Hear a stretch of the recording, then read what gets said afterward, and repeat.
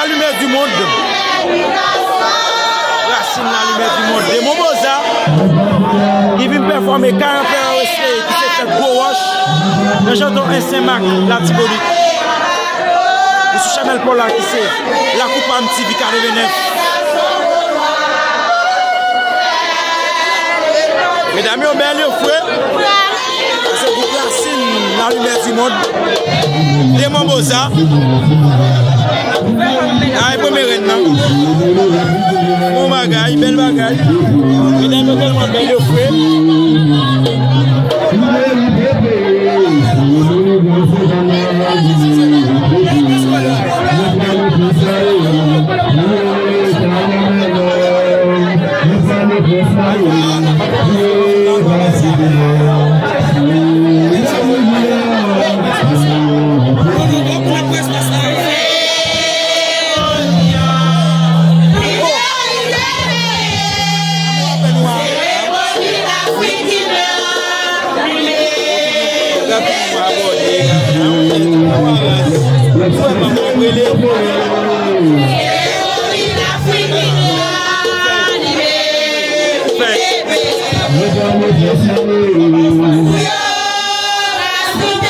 Coupe la lumière du monde.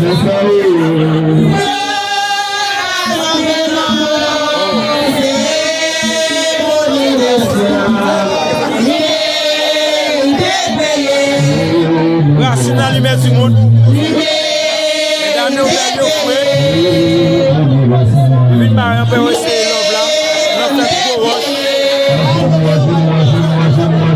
GNG 666, on peut rester 36 34 54 50, ça c'est le numéro de téléphone aussi. Vous venez sur WhatsApp et appel direct aussi. Mon qui va jouer à l'issue, donc c'est ça là.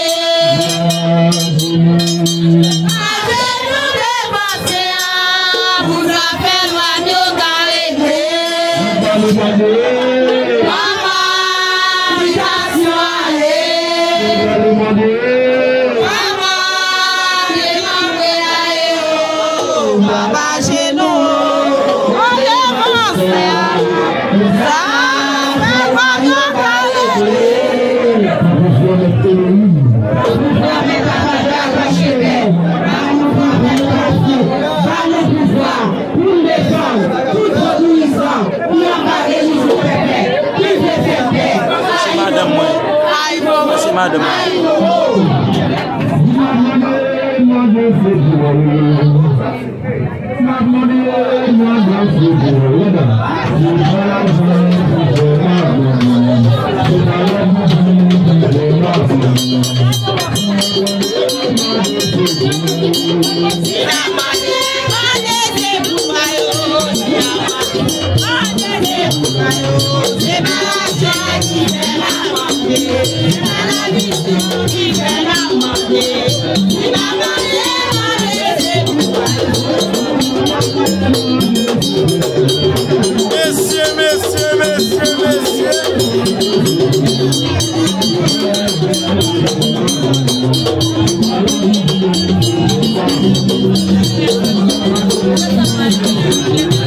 Racine la lumière du monde, de Mombosa, non c'est ma, la Tibolique, totalement.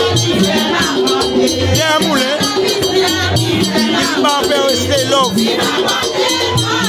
Il fait gros wash, il va faire rester.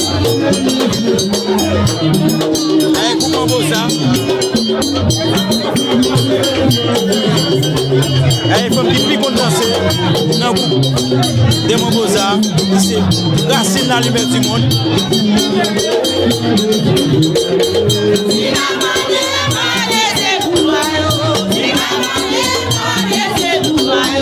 Les femmes ça puisse danser.